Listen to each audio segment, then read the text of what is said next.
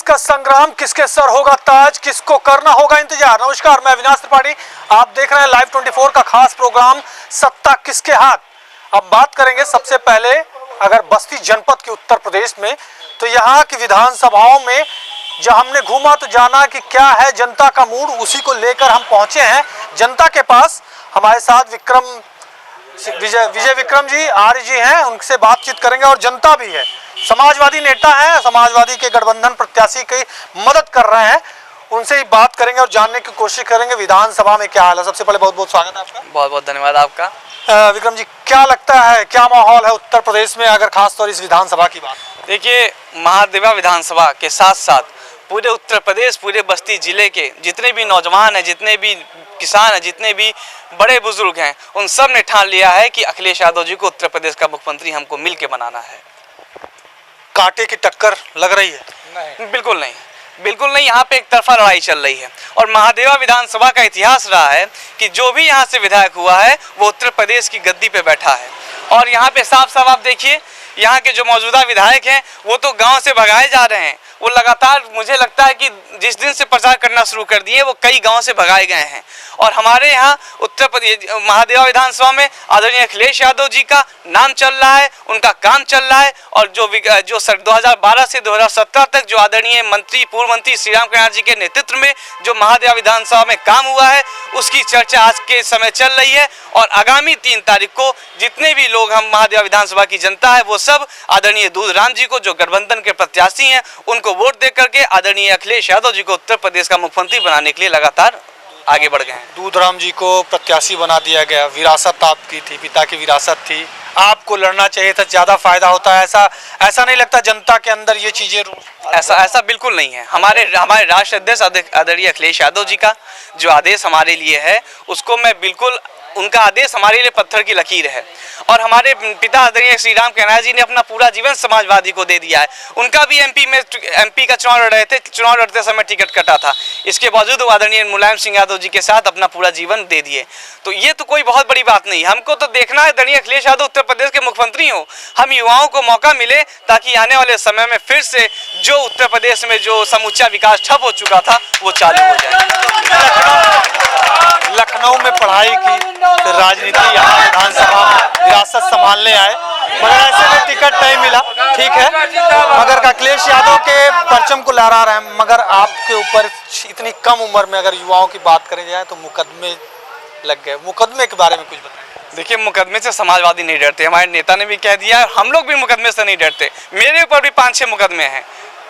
26 साल की उम्र है, मैंने भी सपना देखा था कि मैं भी विधायक हो जाऊंगा, लेकिन आदरणीय अखिलेश यादव जी ने कहा कि तुम्हारी उम्र बहुत है और तुम सिर्फ और सिर्फ मुझे जो है पार्टी की मदद करो, आने वाले समय में तुमको सम्मान मिलेगा। और मुकदमे से तो मैं क्या, यहाँ जितने भी लोग हैं, देखिए आदरणीय कैस मोहम्मद जी हैं, प्रदेश सचिव हैं अल्पसंख्यक वर्ग के, तमाम जितने भी नेता यहाँ पे मौजूद हैं, सबके ऊपर मुकदमा है। लेकिन एक नौजवान के ऊपर जब मुकदमा होता है, वो भी जब हित के लिए लड़ाई लड़ना होता है, अन्याय के खिलाफ जब मुकदमा होता है, न्याय दिलाने के लिए मुकदमा होता है, तो मुकदमा मुझे स्वीकार है और मुकदमे से डरने वाले नहीं है। हम आदरणीय अखिलेश यादव जी को उत्तर प्रदेश का मुख्यमंत्री बना करके इस विधानसभा को, इस जिले को एक बार फिर से अग्रिम विकास की ओर ले जाने के लिए हम सब आगे बढ़। देखते हैं, हम चर्चा करते हैं लगातार, जब विधानसभाओं में चर्चा करते हैं या हमने यहाँ भी पूछा तो ये लगा कि अखिलेश यादव साइकिल निशान पे लोग तैयार तो थे, या आपकी विरासत थी या आपका चलना था, मगर ओम प्रकाश राजभर पार्टी की गठबंधन की अगर बात करें तो छड़ी पे भरोसा नजर नहीं आता। नहीं, ऐसा बिल्कुल नहीं है, ऐसा बिल्कुल नहीं है। समूचा हमारी विधानसभा का संगठन के लोग, ये हमारे जो नेता हैं, जो नौजवान लोग हैं, ये सब एकदम लग चुके हैं कि हमारे गठबंधन प्रत्याशी श्री दूधराम जी को विधायक बनाना है, चाहे जिस तरीके से। और यहाँ पे कोई नाराजगी नहीं है, कोई रोष नहीं है, सब एक होकर के आदरणीय अखिलेश यादव जी को अपना चेहरा मान करके आदरणीय दूधराम जी को जिताने के लिए हम सब लग चुके हैं एकदम। अखिलेश यादव सरकार बनी तो बीजेपी कहती है गुंडा राज फिर से लौट आएगा, दुनिया भर की चीजें। बीजेपी तो झूठा एकदम बोले, झूठ बोलने पे उतारू हो चुकी है। बताइए, उनके जो गृह मंत्री हैं वो कहते हैं 12वीं पास के बाद इंटर में प्रवेश करेंगे तो बच्चों को लैपटॉप देंगे। आखिर में ये कौन सी योजना इनकी है? ऐसी योजना तो मैं भी अभी बात, मैं लखनऊ से पढ़ा हूँ, मैंने तो कोई ऐसी शिक्षा नहीं देखी जो 12वीं पास के बाद मुझे इंटर करनी पड़े। ये शायद मानिए अमित शाह जी कर पाए, बाकी पूरे प्रदेश में, पूरे देश में ऐसा कोई कर नहीं पाएगा। अखिलेश जी का भी तो एक वीडियो वायरल होता है, वो कहते हैं भाषा शैली पे कमेंट किया है। नहीं देखिए, हमारे नेता की जो भाषा शैली है बहुत शालीनता से, वो हम बहुत संस्कारी तरीके से बोलते हैं। आप तो खैर मीडिया के लोग हैं, आप लोग तो मिलते होंगे, लखनऊ जाते होंगे, आप लोग उनसे अपने आप जब बोलेंगे, जिस लिहाजे से बोलेंगे, आप उनके प्रति आकर्षित हो जाएंगे। वहाँ पे जो भी हुआ वो आदरणीय अखिलेश यादव जी, क्योंकि तमाम भीड़ रहती है तो लोग उसको गलत तरीके से ले लेते हैं। उनका जो सम्मान है वही, उनकी जो जिसके सम्मान करते हैं वही हमारे लिए सब कुछ है। तो अगर ये कहा जाए अखिलेश यादव की सरकार आती है तो खासतौर महादेवा विधानसभा की अगर बात की जाए, क्या विकास रह गया जो आपके पिताजी चाहते थे या आप चाहत करते? कौन सी मूलभूत समस्याएं हैं, कितना विकास करना है, क्या कुछ सोच रखा है जो सबसे जरूरी हो इस विधानसभा के लिए जो सरकार बनती हो? मैं सही कहूँ आपसे तो महादेवा विधानसभा में जिस तरीके से काम हुआ है, आगामी 2012 से लेकर के 2017 तक आप नहीं मानेंगे, अखिलेश यादव जी ने यहाँ पर आदरणीय राम कन्हैया जी के कहने पर एक साथ 8 पुल देने का काम किया, यहाँ पे 8-11 पुल देने का काम किया, सड़कों का जाल बिछाया, नहर जो थी नहरों का विकास हुआ और तमाम ऐसे 2-2 अस्पताल बने, बड़ी संख्या में 2 अस्पताल 100-100 बेड के बन के तैयार हुए हैं। हाँ ठीक है, ये जो 5 साल का जो माननीय रवि सोनकर जी यहाँ के मौजूदा विधायक है, इनका जो कार्यकाल रहा वो बेहद ही मतलब बहुत ही दुर्भाग्यपूर्ण रहा। आप नहीं मानेंगे, माननीय मंत्री जी हमारे पिताजी के माध्यम से जो सर्रा घाट पे पुल बना था, वो पुल अभी बनके तैयार भी नहीं था और उसका होर्डिंग माननीय रवि सोनकर जी लगा के कर दिए कि यहाँ पे आवागमन शुरू हो गया है। तो माननीय विधायक जी ने बहुत झूठ बोला यहाँ के लिए।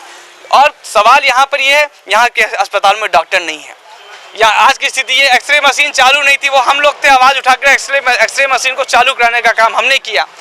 ये इसीलिए इस समय महादेवा विधानसभा बड़ी संख्या में यहाँ पर, मुझे लगता है आज के समय में यहाँ पे जो नौजवान हैं उनके लिए रोजगार देना बहुत जरूरी है। बगल में सटा आपका टांडा जिला है, नदी के उस पार, और नदी के इस पार हमारा जिला है जो हमारी टांडा विधानसभा और महादेवा विधानसभा को जोड़ता है। यहाँ पे बड़ी संख्या में अगर हम चाहें, सरकार चाहेगी आने वाले समय में आदरणीय अखिलेश यादव जी के, मैं वहाँ पे उनसे निवेदन करूँगा युवाओं के लिए एक अच्छा सा योजना वहाँ पे बना करके, ताकि यहाँ के जो युवा हैं वो बाहर जाके अपनी रोजगार ना ढूंढें, अपनी विधानसभा में रोजगार ढूंढें। यहाँ पे एक अच्छे, यहाँ का जो बंधा बना हुआ है, यहाँ नदी के किनारे बंधे का काम है, उसको पूरा कराने का लक्ष्य समाजवादी पार्टी का, आदरणीय हमारा विधायक जी का और हमारा आने वाले समय में आदरणीय अखिलेश यादव जी का जो मुख्यमंत्री हो जाएंगे वो बनाने का हमारा पूरा रहेगा। और ऐसे तमाम ऐसे कार्य हैं जो ठप पड़े हुए हैं। हमारे विधायक ने यहाँ पे गेट बनाने का काम किया।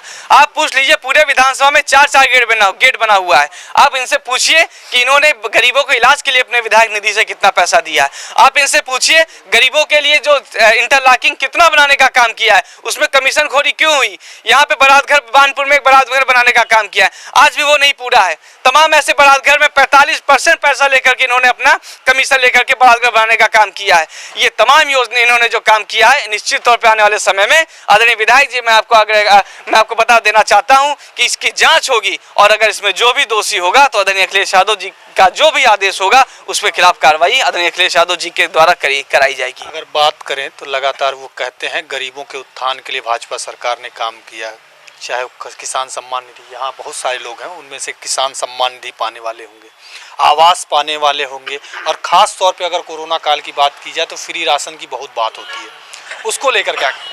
मैं सर सुबह 6 बजे से मैं जनसंपर्क कर रहा हूँ। मैं गया बैजलपुर ग्राम सभा में, मैं गया कलवारी ग्राम सभा में, मैं तमाम इसी 4-5 ग्राम सभा में गया और यहाँ पे मेरे साथ माननीय प्रदेश सचिव जी मौजूद थे। मैं वहाँ पे लोगों ने कहा कि ये राशन, मेरे पास राशन पहुँचा ही नहीं है। वहाँ की महिलाओं ने कहा, यहाँ उन्होंने अभी 2000 सम्मान निधि की बात कर रहे हैं, उनके खाते में सम्मान निधि नहीं पहुंची है। इन्होंने, आपने कहा आवास देने का काम किया, 1,20,000 में कौन सा आवास बन जाएगा। आदरणीय अखिलेश यादव 3,20,000 का लोहिया आवास देते थे। और आप पता करवाइएगा, पूरी विधानसभा में दौड़िएगा, आप यहाँ तक आए तो मैं आपसे निवेदन करता हूँ, आप पाकर डाहलुआ पार में जाइएगा, वहाँ पे पूछिएगा कि कितना आवास, 3,20,000 रुपया आवास योजना देने का काम आदरणीय राम कन्हैया जी के कहने पर समग्र ग्राम जब किया गया, आदरणीय अखिलेश यादव जी ने 20 लोहिया आवास देने का काम किया है।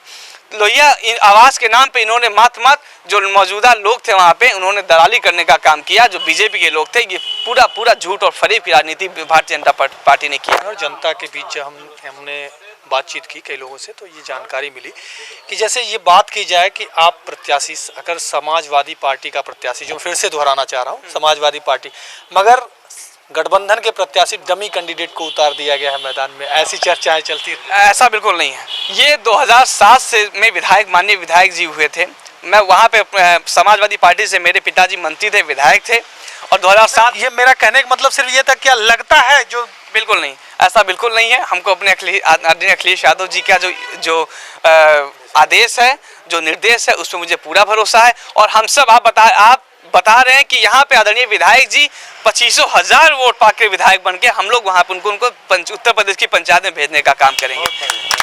बहुत बहुत बहुत ये सारी चीज़ें बड़ी अच्छी है कि ठीक है कि वो पहुँच रहे हैं, मगर विकास फिर से वो चीज़ें हैं। जब रोडों की तरफ हम बढ़ते हैं, जो आपने कहा विकास 5 साल में नहीं हुआ, तो कई रोडें चमचमाती हुई नजर आती हैं, मगर ग्राम सभाओं की तरफ जब बढ़ते हैं तो वही रोडें टूटी हुई नजर आती हैं। क्या उधर किसी का ध्यान नहीं जाता? बिल्कुल नहीं। आप जो अभी मैं आपको बता देना चाहता हूँ, जिस चमचमाती रोड से आप आ रहे हैं वो आदरणीय अखिलेश यादव जी ने उसको देने का काम किया है। वो भी चमचमाती हुई रोड अखिलेश यादव जी की है। आप गाँव के रोडों के बारे में बात करेंगे, हम लोग तो रोज जाते हैं, देखते हैं, झेलते हैं। गांव में जो स्थिति है वहां से लोग साइकिल से जाना नहीं पसंद आज की डेट में कर रहे हैं, रोड इतनी खराब हो गई है। हम लोग तो 4 पहिए जाते हैं।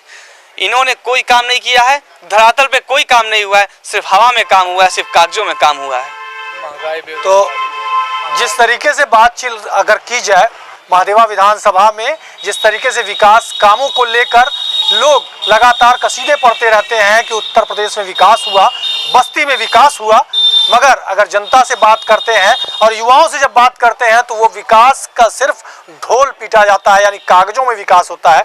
बहरहाल क्या कुछ होगा विधानसभा चुनाव में, किसके सर होगा ताज, ये तो आने वाला वक्त बताएगा।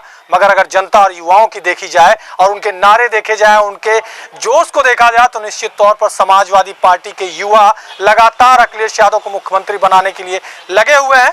मगर 10 मार्च का वो दिन फैसला करेगा कि किसकी सरकार होगी और किसके सर होगा ताज। देखते रहिए लाइव 24। कैमरा पर्सन सफीक के साथ अविनाश त्रिपाठी, लाइव 24 बस्ती।